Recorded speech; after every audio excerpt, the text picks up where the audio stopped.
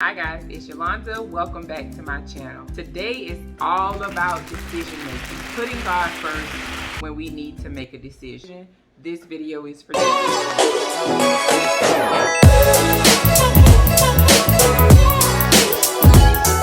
Before I get into the tips I want to talk to you about, a lot of times when we have major decisions in life, more than we like to admit, sometimes, unfortunately, the last thing we think about is going to God first, when He should be the first thing we think about when we're making any type of major decision. And I'm not talking about decisions on what to wear or what to drive. I mean major life decisions. Where should you work? Where should you go to school? Should you start a business? Should you trust God for your finances? So the word tells us, Proverbs 3:5-6, to trust in the Lord with all thine heart, and lean not on your own understanding, and in all your ways acknowledge Him, and He will direct your paths. Now, this is a loaded verse because He's telling us, God is telling us, that if you lean not on what you understand to be true, what we see in the natural, I will direct you. But first, this goes into the first tip. Don't rely solely on your own knowledge, perception, wisdom, and judgment to make a decision. Trust and know that God will direct your paths. Now, think about it like this. Just as we need help in our decision making, God wants to help us in that area, because this is what He's for. When you think about decision making, we have came to this point that I can do it, let me do it, and we forget about God. And now it's not intentionally, it's our human nature. We are of flesh.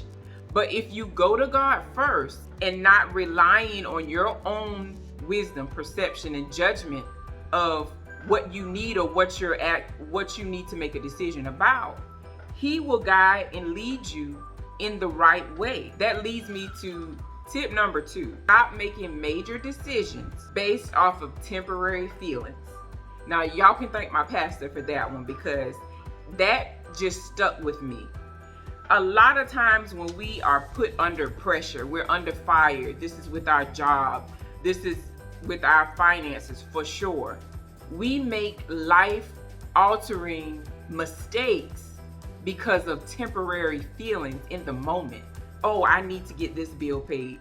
What am I gonna do? How am I gonna get this done? Now, you're asking yourself all these things without even going to God first.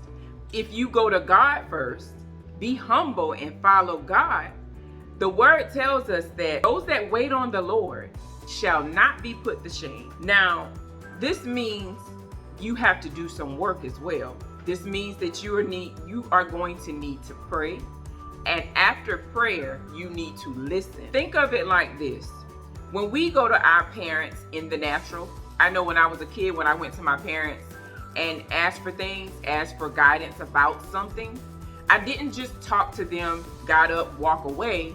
I talked to them and I waited to hear what knowledge, what wisdom they had to give me about that area I was lacking in my life. So if we go to God, meaning that we pray, we're having a conversation with God, we're presenting to Him our issue, we're presenting to Him our problem. The word tells us to cast our cares upon the Lord. We are not using God for what He's there for, because we have got away from what God is able and capable to do, because we are trying to do it ourselves. We feel like I can get it done myself. But in all actuality, we need God every single day for every single thing in every single moment in our life. Because without Him, our lives would be, to live it is impossible. The next tip is be patient. After you go to God, after you pray to God, ask God for patience to hear and let God speak, and trust that He will bring the answer to you. Whatever you are seeking, He will bring it to you. For example, it talks about in the Word of God, many people going to God first before they had to make a major decision. Let's take King David. Before King David went to fight the Philistines, he went to God first. Now, because he went to God first and truly trusted God to lead and guide him for that battle, he was able to be prosperous because of that. Now, had he not went to God first, we don't know what would have happened. This also takes participation. Participation is very important with God. Now, when I say participation, I mean prayer. We can refer back to praying and listening. Prayer is the way we communicate with God. This is the way that we talk to God, we get what we need from God.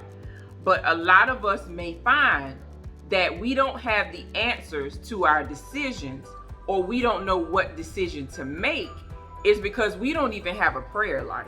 Now, prayer requires us to participate with God, to get to know God.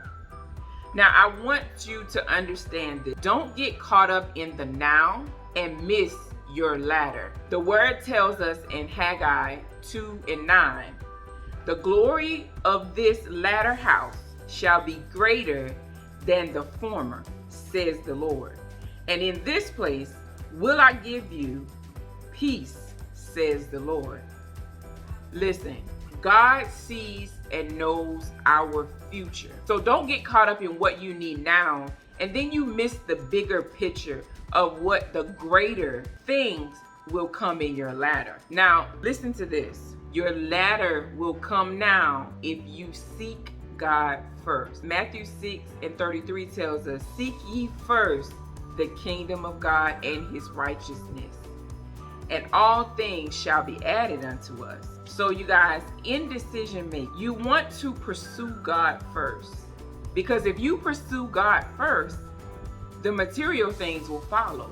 The decision that you need to make of whether to start that business, whether to go to this school, whether to move to this state or city, what to do about your finances in a crisis situation. God is all about crisis situations. There have been so many times where we say, God, you are right on time, because he knows what we need when we need it. So if you go to God first, if you go to him with your concerns, if you go to him with your problem, if you seek ye first the kingdom of God, he will bring forth the answer to every decision that you need answers to. And if you lean not on your own understanding, he will make a way of escape. The word tells us that when you need God, what you need from God, he will provide it to you. But you first have to go to God to get what you need. This requires you to pray. Don't get caught up in yourself. Don't get caught up on what I need right now. Wait on God. Because if we wait on God, we shall not be put to shame.